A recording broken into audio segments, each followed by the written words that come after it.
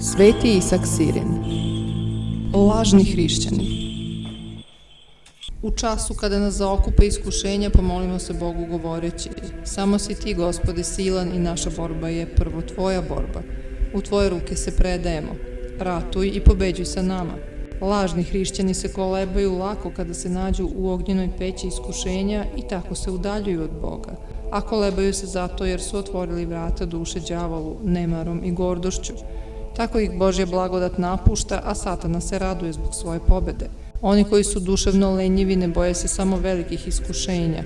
Oni drhte i uznemiravaju se i od buke koju stvara šuštanje lišća. Postaju malodušni za sitnice i ne mogu da izdrže malo gladi ili neku laku bolest. Ovi hladni hrišćani su lažni i gube duhovne snage, čak dotle da se osjećaju prazni. Padaju jer smatraju pad slatkim i ne čine nikakav pokušaj da istrpe teškoće borbe.